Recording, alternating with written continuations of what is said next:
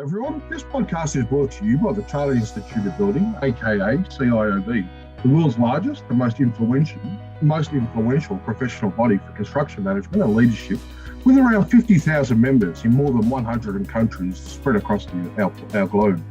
Our members, past and present, have had a hand in executing many of the groundbreaking construction projects from around the world, including the Houses of Parliament in London, the Sydney Opera House, through to venues for the Beijing and London Olympics. Chartered membership provides you with recognition of your abilities, knowledge and experience within the industry, creating more exciting opportunities for your career. Don't forget to become a student member of the Chartered Institute of Building as a student for free today.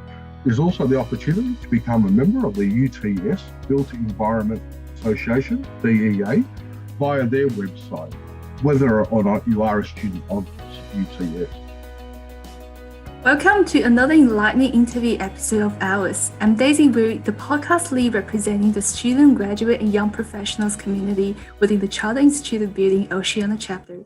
It is my pleasure today to chat on this episode with Conrad Pereira. Hello, so I'm Conrad. I would like to welcome all our listeners to our conversations with construction connoisseurs. Our aim is to advance construction management education to give access to the knowledge that young students and young professionals desire, so that it can be shared and added to. We are thrilled to evolve our construction conversations with construction connoisseurs, where we lean into the growth journey of aspirant and accomplished student leaders and emerging professionals in the built environment. Thank you, Karen.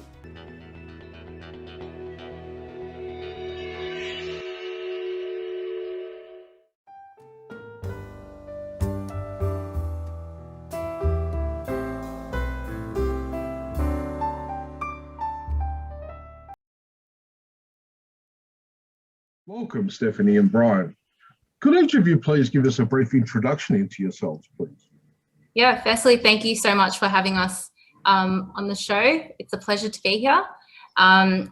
Brief introduction to me. I'm Stephanie Nguyen, the president of the Built Environment Association at UTS. I'm extremely passionate about construction. I'm passionate about sustainability. I'm passionate about raising standards and always doing things in a more innovative and efficient way. Brian? Fantastic. I'm Brian. I'm the Vice President of the Built Environment Association here at UTS, working with Steph. I'm a massive Parramatta Eels fan. I love sports and all things elite competition. How I found myself in the industry initially was through following my brother and labouring under him. I really enjoyed the reward of completing a project, and I felt proud knowing the work that goes behind the scenes, and that's what's led me here.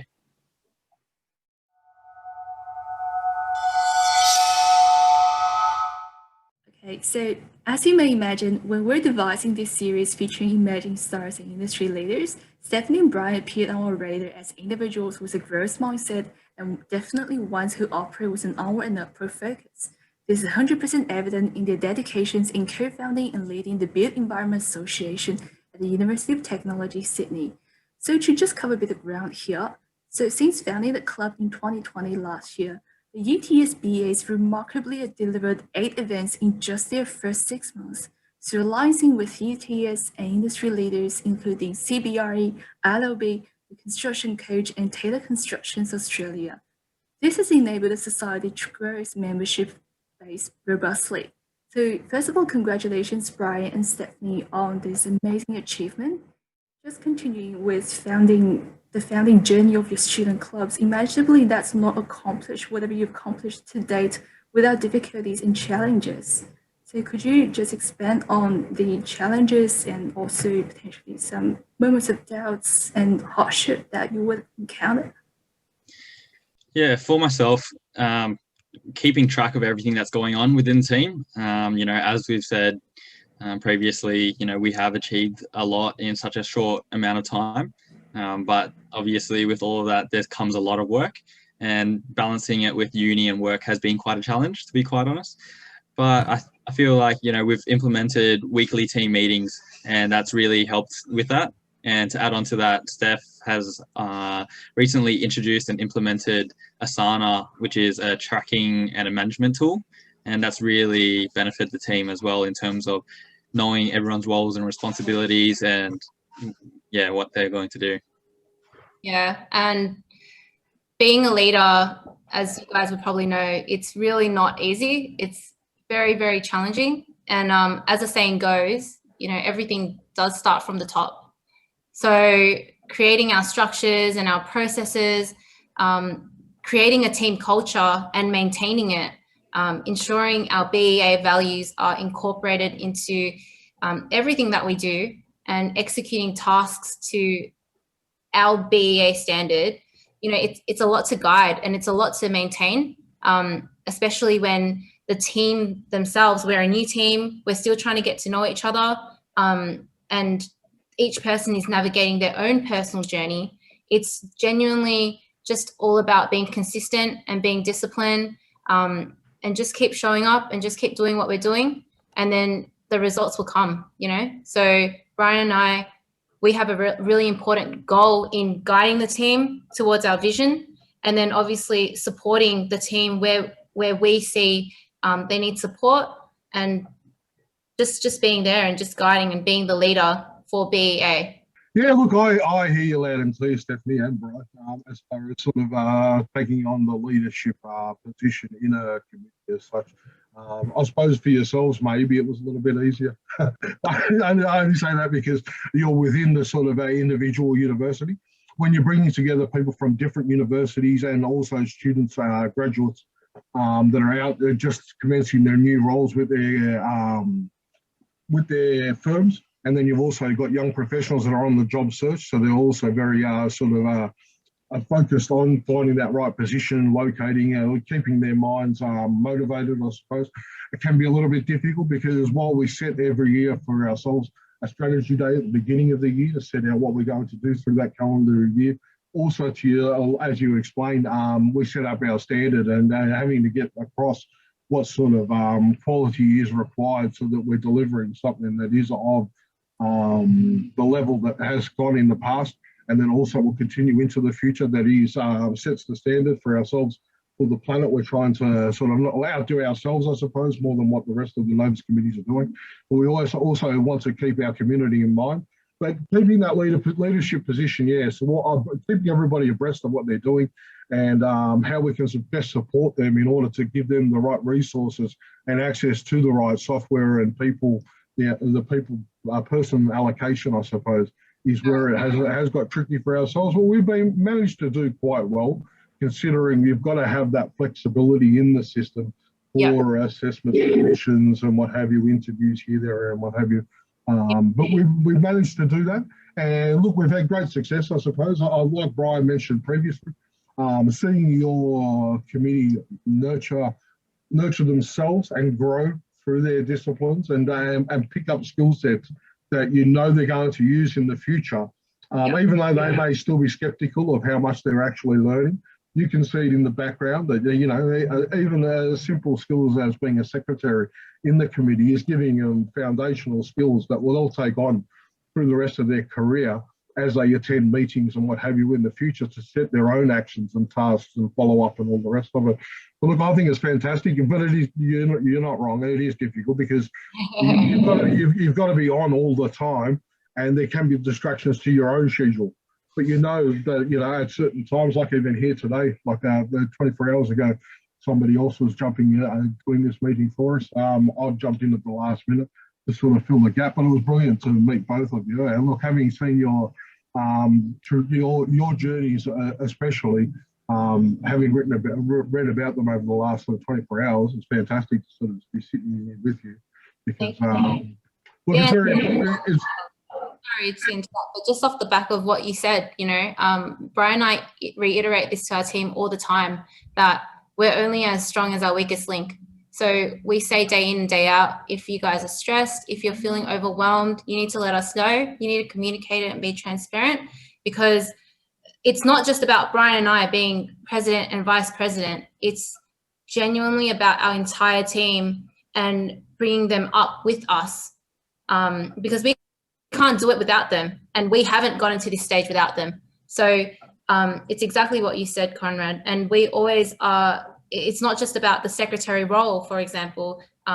We're always telling our team, if there's anything that you guys want to take on. If there's an opportunity that you want to take on and you want to learn a certain skill set, or you want to be exposed to something, let us know so we can provide that opportunity to you, because that's what BEA is all about. And we just hope that as me and Brian are oozing out that sort of mindset and genuineness and, you know, love and care for our team, we hope that that continues on in the next generation, so that we can all build a generation of innovative and caring and loving and switched on constructors, you know. So that's that, and I'm sure that ties in with CIOB as well, you know.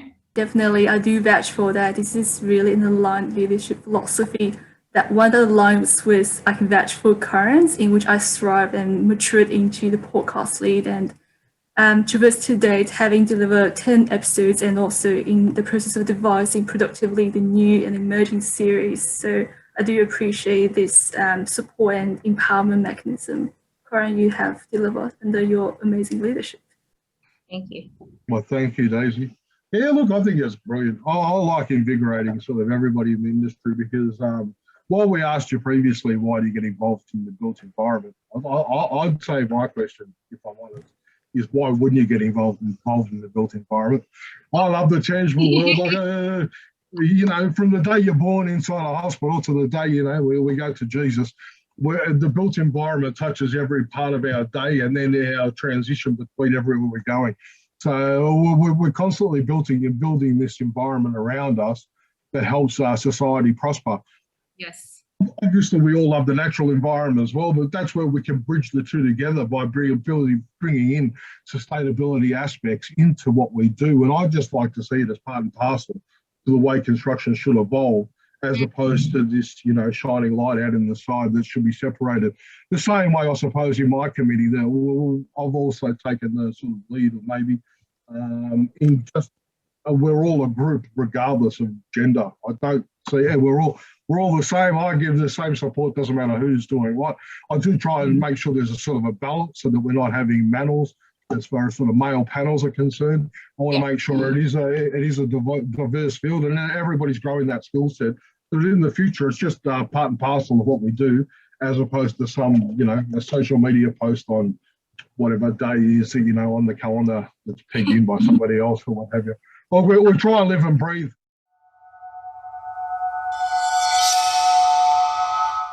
Excellent. Okay.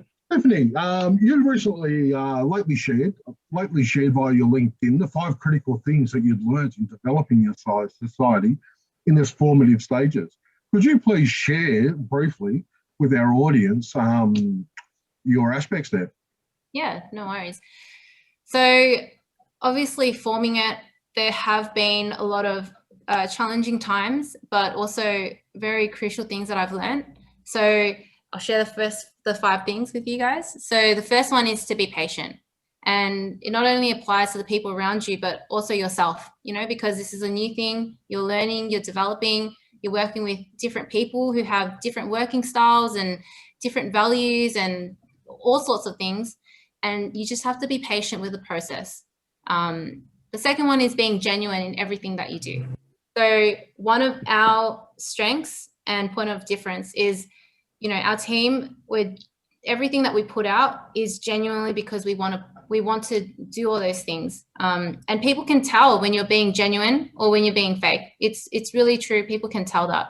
And I think that's definitely why we've had so much success thus far, because we just genuinely want everybody to succeed, and we want to provide those opportunities for our members to succeed, you know. The third one is being empathetic. And I think this sometimes gets lost, especially when industry professionals get to a very high role in their life. You know, sometimes they can forget that other people who are not as experienced as them or not as knowledgeable as them are not on the same wavelength. They might not learn at the same speed as us. And I definitely found that, you know, taking on first years who've just finished high school, they have a different level of experience and knowledge. And when Brian and I are teaching something, I mean, I'll be openly transparent and say sometimes I get really frustrated because for me it might be simple, but for someone else it's not. And that's why I need to stop myself and be really empathetic and put myself in their shoes, you know, because I was that person at some stage in my life. And there's no need to get angry and I never do, by the way, but there's no reason to get angry or frustrated or anything like that. Just kind of acknowledging that people have different speeds of learning and experiences, and we just have to cope with that. The fourth one, which is definitely crucial, is having an open and transparent communication. So Brian and I, and I'm sure Brian can tap in at any time, but every week in our team meeting, we always say, if there's anything, if you guys are feeling stressed, if you're feeling overwhelmed, if you've perhaps committed to something and then you realize you've taken on too much, just communicate it, because there's nothing wrong. It's not a judgment zone. But if you don't communicate it, that's where we start seeing cracks in the system. And we need to be able to communicate and trust each other as a team so that we can meet our objectives. And there's absolutely no disadvantage to over communicating at all. So that communication is definitely key. And then the fifth one is being adaptable. And we see that with COVID. You know, when we started, COVID was kind of dying down. And so we had opportunities to create in-person experiences. But now with COVID kind of rising back up again, we've had all these events planned, but now we have to be able to have a plan B and adapt. You know, do we move it online? What other avenues can we do to still produce the same quality and the same goal, but in a different way? So yeah, those are my 5 critical things. Brian, do you have anything you want to add? Yeah. Off the back of, you know, I definitely echo all of Steph's learning lessons there. But just to add to that, I guess I'll add 2. One, my main one is ownership. You know, knowing that we started this and that everything does fall on us. And, you know, if there's anything that does happen, ultimately it's us 2 that are responsible. And it also applies for opportunities and chasing them and seeking them. Everything falls on us. We have to seek these opportunities to innovate and to come up with these strategies. No one is going to put it in our lap. It's not going to fall to us. And, you know, the other one is just the power of people and a team. You know, I've learned that, you know, Steph and I think we work so well together because our leadership styles are quite different, and where my weaknesses are her strengths, vice versa. And that also applies to our wider team. You know, they bring on skills that both Steph and I don't have. And I think it's incredibly beneficial for all of us to lean on each other's expertise, but to also, you know, learn off of each other. Yeah. No, look, I think that's brilliant. I resonate definitely with a lot of what you've said, all of them, in fairness. Empathy, especially, number 3, as far as sort of putting yourself in their shoes. I suppose as you get older, I'm a mature age student, you realise that the youth bring innovation due to the different approaches that they take. So while you want to feed them so much information to empathise with them, sometimes you only want to say so much so that they can grab the bull by the horns and lead it the way they would, because they may have a different approach to the way I would do it. Of course, when you come together as a committee in the meetings, that you can sort of understand where each other's coming from, and you can polish those ideas up a little bit. But I think being able to give people the ability to sort of go off on their own a little bit at times is very helpful. I think adaptability, the flexibility, 100% can appreciate with that. And I think maybe because you're in that first 6 months now, you're feeling a little bit more of the ownership of everything in your committee. Whereas, and I was in that position 5 years ago when we started Novus itself, in Victoria, or in Australia maybe. But now, 5 years later, you can find people when you're establishing the new committee like Daisy, where you can see their excitement in wanting to accomplish something to your standards that you've set in place, and they are able to sort of set a strategy in place to actually go out there, and all you need to do is delegate something to them and then just be there as the support mechanism so they can keep bouncing ideas off you when it's required, sort of thing. But you empower them to go out and do their own, and then applaud them for their successes. If anything, I suppose maybe as a leader, I take more of the failures on myself, because failure sort of starts at the top, I suppose. Whereas successes, I try and share the successes around to whoever's accomplished it, because in fairness, like you said earlier, you can't achieve any of this on your own, sort of thing. I don't really look at it as a leadership thing, I suppose. I'm just part of the team, and I'm just the one that's seen everything come together previously. So I'm the one that's able to intertwine everything at this point in time. But that will be somebody else's role in the future as well. So it's also that evolution into how to just become a continual thing.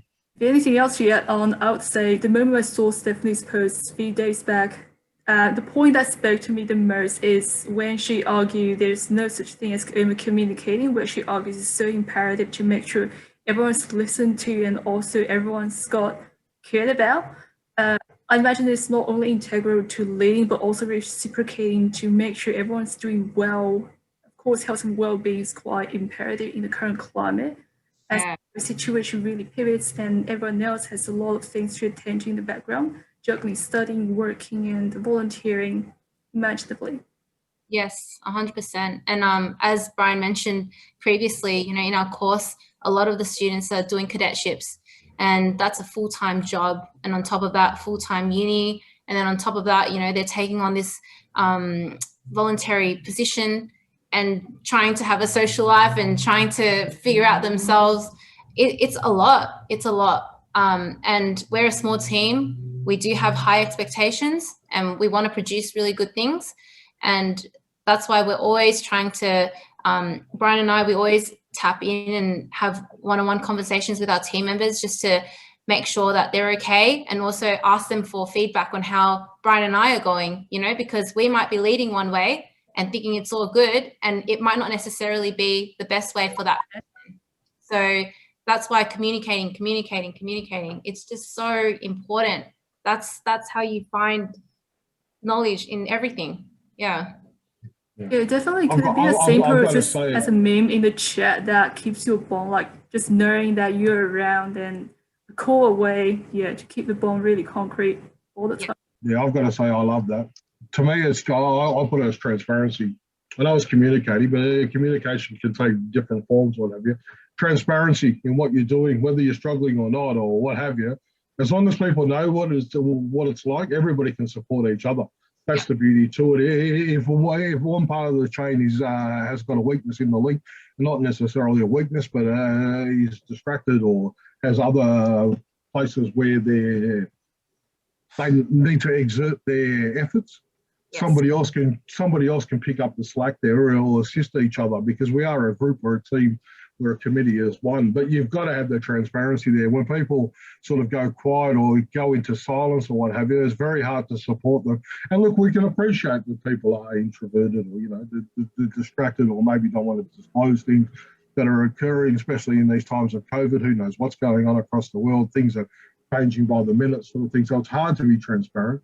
But at least if people make you aware that you know, there's concerns on their mind, or, you know, their focus isn't necessarily pinpointed, at least that way you can ensure that the quality in the community doesn't suffer as a result, and that puts the strength into it. And I think it translates beyond the committees into construction itself. In construction, it's no different. Like you've obviously got your client, your architects, all these stakeholders that are involved in it.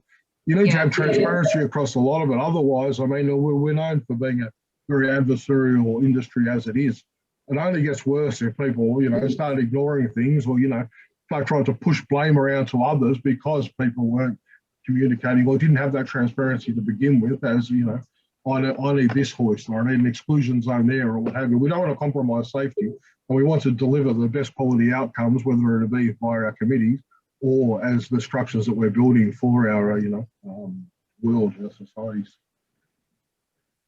Now, this leads me to the next question. What do you envision to achieve for BEA in the next 6 months or 12 months going forward? Yeah, no doubt. We've actually got 2 of our flagship events coming up. Professionally, the Industry Networking Cocktail Night, and socially, the BEA Annual Ball. We've got a really great supportive community, but I think we'll start to see a lot more growth going into the next 6 months. And that starts right now. We're working really hard in the background, the whole team, to get these events up and running. But I think those are the really big items that are to come from BEA. In terms of internally, the executive committee, I think we've been very agile and, you know, on the run for the past 6 months. You know, that's what it takes to get us up and running, since it is our inaugural year. But I think the focus for the next half year is to really build our processes and the strong foundation where we can almost, maybe lack for a better word, plug and play.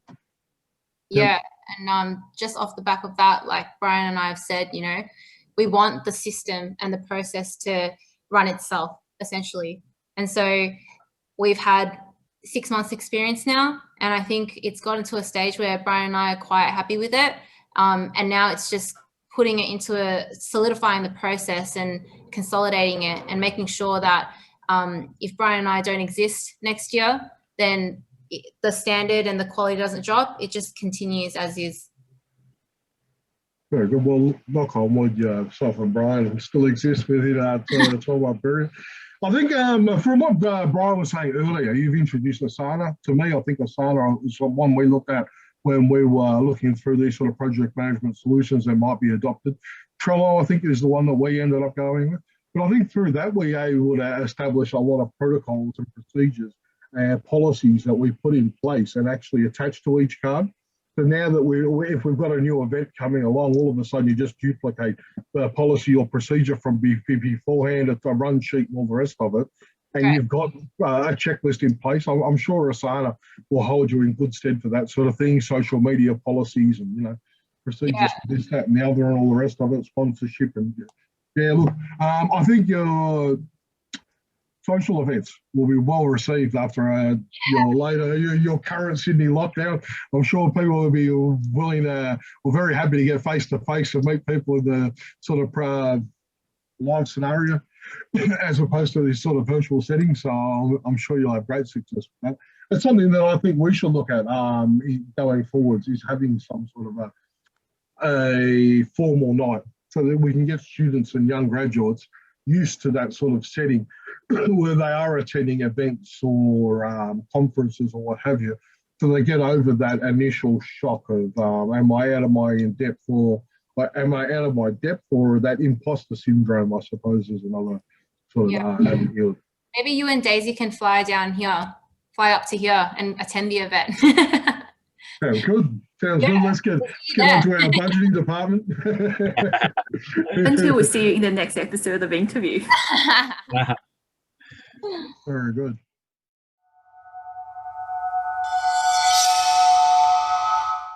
So Brian, as you're juggling full-time cadetship study and volunteering, how have these been working together synergetically in terms of upgrading your skills and mindset? Yeah, look, I'll be completely honest and transparent. It is quite challenging balancing everything, but they're great skills. The reason why, you know, I like to and I get to juggle all of these is because, you know, there's great skills to learn from all of them. My experiences from work really have helped me with BEA and vice versa. I'll give one example. I was working on a tender at work and my boss had a few questions for the subby. So I emailed the subby those questions, and a few days later, my manager, he chased me up on the information and I said, oh, he hasn't responded yet. I emailed him a few days ago. He's like, what are you doing? Like, just call him, mate. And I guess on the spot, I kind of had a, like when human discovered fire kind of moment, like, all right, I could just call and get the answer straight away. And I guess I got over my fear of, you know, calling people over the phone. And now I apply that to BEA when it comes to getting quotes for events. You know, I'm just on the phone. Anytime I need something, you know, just call, get on it, get the answer straight away. Because, you know, we only have 24 hours in a day and you need to bring things to the forefront of people's minds. Yeah, so I guess the most exciting for me as a building cadet is the learning. I've just... In my experience, I've, in addition, to my contract administration rotation, I'm also doing the BIM, Built Information Modeling, Clash Detection and Coordination. So working with the services guys. I'm also doing the Green Star. So a requirement of the client is a 6-star Green Star rating. And so I'm working with all the subbies on, you know, getting the right products on site and making sure everything meets the standards. And so I think really just seeing how all of the functions in the business come together it's what's been exciting for me, just learning how the construction industry operates. Yeah, it really advantages the exposure to a lot of business facets and also the emerging and state-of-the-art industry best practice, as you alluded to, BIM, Reinstall, digital workflow, and the like. Over to you, Steph. Yeah. For me, the most exciting aspect is just observing everything and seeing how people and different trades interact with each other. Like my favorite thing is just to sit in a subcontractor meeting and just see how each trade has their own knowledge and their own skill sets and experiences, and they all bring that piece to the puzzle to find a solution. And it's just so cool to see how they interact with each other, and one person might throw out one idea, but then another trade with a different experience will throw out something else and explain why that wouldn't work because part of their works will clash with this and that. And it's just so incredible that we all have such different backgrounds and different experiences, but we come together with our own knowledge to achieve building this project. Yeah. Really. It's that common goal, isn't it? But then having the integration of different disciplines in their expertise come together to sort of share as much as they can on a commercial basis without stepping on each other's toes or what have you. Yeah. No, look, stepped on. Sometimes the toes are stepped on, and it's interesting to see how they get resolved. That's for sure. Yeah, well, that's the beauty to the BIM process, though, I suppose, as we go forward and we push through with design and then potentially with AI in the future, the things that can be sort of picked up that are omissions that aren't there. Like, see, it's easy enough to see the drawing, what is clashing with each other. But bringing these experts together to see what doesn't exist when it should have been there and somebody's missed it or what have you, is where the strengths come from these disciplines, I suppose, and having those conversations. But similar to our meetings that we do for our committees, to do this on a regular basis every fortnight or every week, or what have you, to touch base to make sure everybody's still on track and nobody's sort of holding each other up, ensures that the plan and the common goal or the objective can still be reached within the time frame and schedule set. I'm sure technology in the future will definitely help us more and more on what have you. And especially if prefabrication, in fact, becomes more of a mainstream sort of usage. Mm. Yeah. And hopefully COVID has really catalyzed some of these positive changes, driving what is an industry known for great inertia historically. Yeah, and it's starting to happen for sure. Like on my site, we're building a modern project, which is the new art gallery. And so we're incorporating BIM, the 3D model to show our subbies, because sometimes not all of them can read or write, but everyone can understand a common language, which is the visual aspect of it. And so to have it in this 3D model and show them why it's clashing and how we can resolve it is such a powerful tool. And it's really cut a lot of situations that could possibly delay the program. Yeah, it's been a massive help. Yeah, 100%. No, you've got to love the visual process for that, isn't it? Because it is a common denominator that breaks down barriers in such a multicultural sort of society, where from our trades to our professionals have different sort of experiences and abilities with our languages or what have you. The ability to cut across that and display that and communicate it quickly so that we can keep on task and keep our staff safe is very imperative, I suppose, what we're doing. Okay, in a market with amplified competition, could you reflect on your job-seeking experience in 2020 and give some advice to those who aspire to kickstart their careers in the building industry nowadays? Yeah, well, in 2020, obviously, there wasn't much hiring going on. As a matter of fact, I think companies were doing the opposite of employing. But I used this to my advantage, and I just reached out to them just to have a chat about their company, about their cadetship, with nothing on the line, kind of just like it's an informative catch-up kind of thing. And this really helped me coming into this year to decide, who I'd like to work with, because, it was through all those conversations I had last year with all the companies that I could see whose values that I aligned with. And I think, that was really a great part of the process. I think what Brian touches on is also really important, because I think a lot of young students have this misconception that it's the employer that chooses you, but we also have the power to choose the employer as well, right? And it's so important that we understand whether that company actually aligns with our values and whether they'll satisfy the requirements for our growth and our development. And so what Brian said is exactly right, you know, network and talk to people and really do your research as to what companies you want to work for, and really find that information out, because you're spending the majority of your life at work. And so you want to make sure that you're working for someone that you want to work for. Yeah, that's very well said. It all comes down to taking ownership of your own growth and development and constructing your own career. And apparently that translates to, from a practical perspective, vetting the opportunities before you actually make the call to take the leap to apply. Yes. And that explains. We've never had it easier. And there's conversations just right before the interview. You correctly. And you're right, Corinne. Like, honestly, it's so easy. You just go on LinkedIn, you can shoot a message to someone, and you can just pick up the phone and have a conversation with them. There's no need to go into the office anymore or to go on coffee catch-ups as much anymore. Like, it's just a no-brainer for you to go out and do your research, because it's so easy now. Yeah, companies are so transparent. That's what I was about to say. It's so easy these days with the social media that's available, company transparency and their willingness to display their values openly as far as the projects that they undertake, how they undertake them, and the sort of, what's the word that we're always looking for? The alignment of the company values with the staffing themselves. It gives you a transparency into the company itself as to sort of their approach. And then you need to think as a sort of applicant on your applicant doing research for their sort of job search is to what parallels with your aspirations and where you want to be and where you see yourself, and whether you can see yourself in that organisation and whether they'll challenge where you're going to be.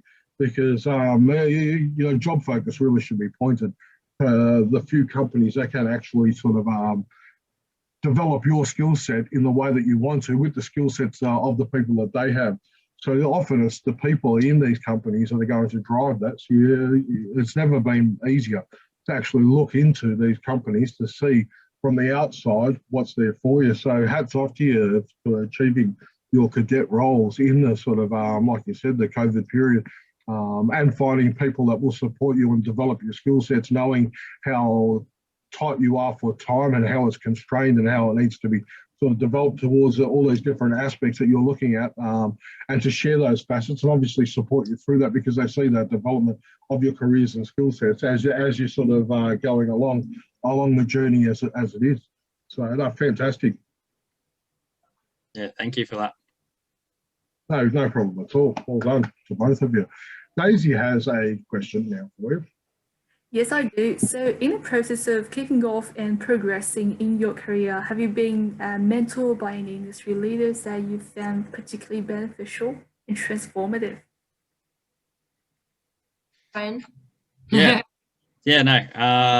definitely. Last year in 2020, I came across Eleanor Moshe, her podcast, Constructing You, sorry. And I found out that, she had a mentorship program, and I felt, at that time, last year was, during COVID, was the best time to really set a strong foundation and work on myself and learn more about the industry. And so I sought the mentorship with Eleanor, and she's really helped me change my perspective in terms of looking at my career from the inside out.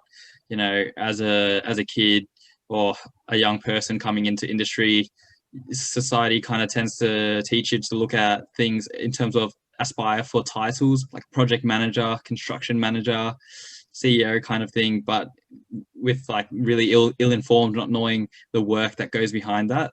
And I think through my mentorship with Eleanor, I've really learned to really look inside and what do I value, and aligning my career trajectory with that. And I think I'll find more fulfillment through those avenues. And the role of mentorship is so important, even if you apply it from a construction perspective. The construction industry is not productive or efficient compared to a lot of other industries. We're still quite traditional, and we're still finding our feet with trying to integrate a lot of the technologies and the processes that a lot of other industries have been able to incorporate. And so sometimes those mistakes can be really costly and it can take a lot of time. But, you know, what if someone could show you that path to success and show you what you should be doing and what you shouldn't be doing, and help you reach that success even quicker? You know, that's the role of mentoring. Yeah. No, look, I echo those sentiments 100%. I think mentoring is a fantastic way to support yourself and to find somebody that shares similar values to you, that's been along the journey that you wish to emulate in the future, but also can show you that we're all people. Everybody's had concerns. Everybody's had that sort of, you know, hesitation. Do I do this? Do I do that? They've been there, and it shows you that even experts in our industry sometimes will double guess themselves, but it shows that we're all natural in the way we do it. But why not learn off others' mistakes? Like, they've made mistakes, no doubt, in the future. Well, instead of making that mistakes for yourself, why not bounce ideas off them, or seek their opinion as to how you should go about a certain scenario? Maybe you haven't seen it, maybe they haven't seen it themselves, or they have. They'll be either able to give you advice as to how you should go about it, or point you to somebody else that could provide that information. Because, I mean, construction, like life, is all about networks. It's all about communication. It's all about who you know and who can help you. So there's always people there that you can lend your ear off you, lend you their ear and give you some advice and time, as long as you're genuine in your approach to what you're doing, sort of thing. So I think things like what Eleanor's doing as far as constructing you, for anybody that's got the time to stop and sort of partake in that, I would definitely suggest it. And not paid advertising. I've never actually done the program itself. The last time it was offered, I think last year, I was on a wind farm 350 kilometres from Melbourne with no internet. So it wasn't possible. It's often the way. Yeah, the things that will help your career the most, sometimes they'll be very disruptive to your calendar, but sometimes they're most worthwhile because it helps you, like Brian says, take stock of yourself. You've got to look from the inside out. You've got to do a stock take on where you are, where you're going, and why you got there. Like Stephanie's career, sometimes you're influenced by your environment, and you will go down that trajectory because your friends are doing this, your family did that. Everybody has a different approach as to, you know, what industry you're in and what industry you're supposed to be in, where you come from as your nationalities. Sometimes you're expected to be a doctor or what have you. That may not excite you. Sometimes bouncing your ideas off these mentors gives you a good chance to stop, take stock, and then you think, hang on a second, maybe I'd rather be in civil engineering. So I would take back a little bit of what Stephanie said about construction not being fully organised. I think parts of our industry are very, very organised to the meticulous detail. We have things where we can get bathroom pods now delivered to the specification and it's exacting. Every kitchen tap or what have you will work exactly the way you want it to do. There's componentry that's coming in at very, very high spec. We need to blend that sort of approach across industry so that there's no loopholes. It's very difficult because we're in a bespoke industry where we're building custom stuff all the time, and there's no sort of plug and play like they have in automotive industries, aviation, manufacturing, that sort of thing. Ours is consistently changing. So, but look, mentors are a great help. I've had hundreds, not hundreds, but I've had a handful in the past, and they're still sort of friends today that I can sort of lean on. So everybody should get one of them, whether it's formal or informal. But I would suggest to anyone that finds somebody, even via LinkedIn, even if there is not a formal process, go out and approach people and ask them for a coffee and a chat. Before that, they can become an informal situation if you've got something to offer each other. It's a two-way street. Mentoring isn't you just turn up. You've got to prepare for it. You've got to do your groundwork. You've got to understand what you're getting out of it, what they're going to get out of it, and why they're taking up that time for you. But most people are willing to help because they're all in that position once upon a time. Excellent. So moving forward, one last question from myself.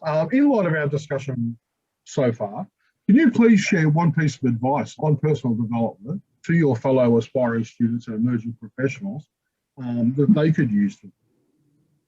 Yeah, if I had to give one advice on personal development, it would be mentorship. That's the word.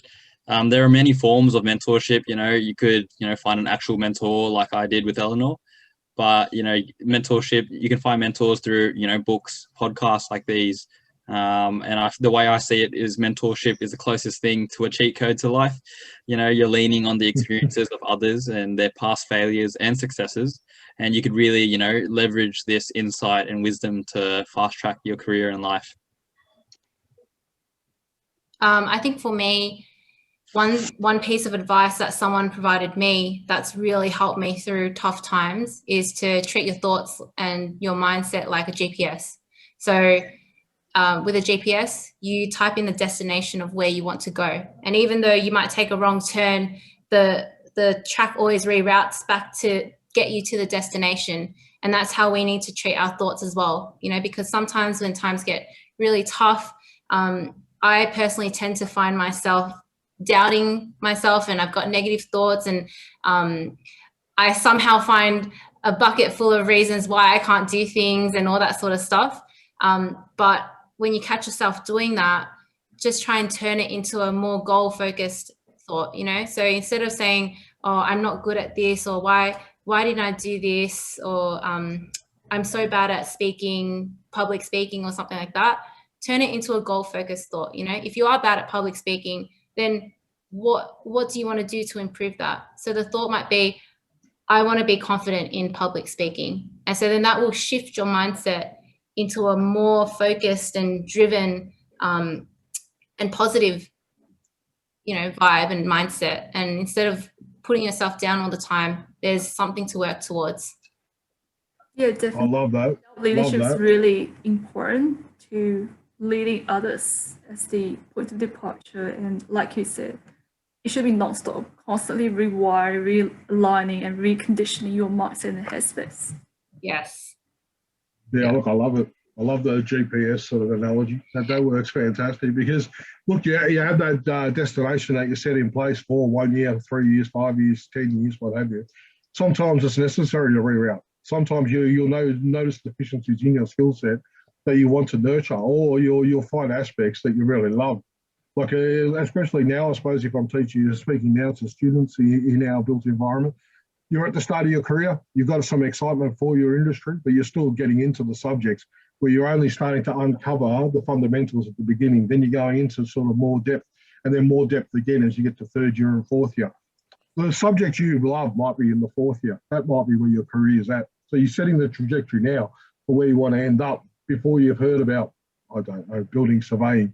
It may be too soon. So you've got to be ready to reroute and let that GPS be fluid, but you're still going into being that final destination of construction professional in whatever aspect you decide is for yourself or whatever. I love that. That's fantastic. That was great advice from your mentor.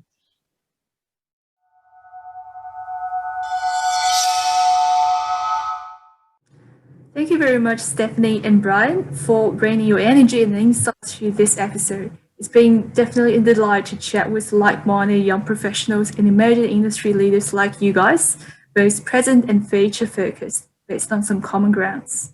Thank you. Yeah, look, thanks very much for your time today. It's been fantastic chatting with you. You've got me excited about construction all over again, and I think that happens continually. But fantastic to chat with you and hear your insights and you know, do some research on your background to see what excites you and how you're exciting others, and then remember where we came from while we exist to do what we're doing. So, Stephanie, Brian, it's been a pleasure to chat with you today. I'm sure our community and your community is going to learn a lot from it. Yeah, no, thank you so much for having us again. You know, we don't do this for recognition, you know, but it's really nice to be noticed. And I guess, you know, if we could share anything, you know, that we've learned along our journey that could help others, then, you know, that'll be great. You know, that's all we want, just to provide value and hopefully build a stronger community and, you know, build this industry up. So I really wish we could really keep this conversation going infinitely, but before we wrap this up here, Brian, Steph, could you please share a go-to quote that defines your attitude to getting you to where you are today? For me, it's got to be smooth seas never made a skilled sailor. I guess it's my more eloquent way of saying no pain, no gain, or, you know, tough times don't last, tough people do. You know, it's just reminding myself that, you know, when I am going through these periods or these growing pains of, you know, a lot of pain and, difficulties and struggles, it's knowing that, there is, a bright side to this, and that, I'll be better and I'll be stronger as a result of what I'm doing. Mine is, so I saw this scrolling past Instagram, but it says, you're scared to take a 4-year course because you're 32, and by the time you're done, you'd be 36. Whether you take the course or not, in 4 years' time, you'll still be 36. And so when I saw that, it really resonated with me, because I'm doing my 2nd degree now, and I definitely had that thought, like, I'm going to be so old, and by the time I graduate, I'm going to be, 28, and et cetera, and it's just so true. Whether you do something or not, the time's still going to fly by, and you're still going to be at that age. And so just stop caring what society is thinking about you or what you think is right or wrong. Just do what it is that you feel in your heart you need to do, and just go for it. Yeah, words to live by. I like them both. Very good. I'll share mine if you like. Yeah. Mine's the 10 2-letter words. If it is to be, it's up to me. Oh, I like that. Haven't heard that one. Yeah, well, there you go. 20 letters, nice and concise. But if you want to make it happen, you've got to get up and do it yourself, I suppose. But look, fantastic to chat with you today, Ashley. Look, for everybody listening, please do get along and follow us on our social medias to keep up to date with the events that both of us are putting out, UTS, BEA, and also Members Victoria. If you want to stay in contact with ourselves, get in touch with us and all the rest of it, you can do that via those channels. That's where we release our updates as to upcoming events and all the rest of it, and other offerings that we're bringing to market and all the rest of it. Look, we look forward to seeing you all face to face eventually, once more of these COVID things are ironed out. But in the meantime, we've plenty of virtual content going up consistently to make sure you're engaged and chatting and keeping it together with our community going forwards. So thanks very much for your time. We wish you all the best, and look forward to our next episode. Thank you. Thank you so much, guys. Thank you.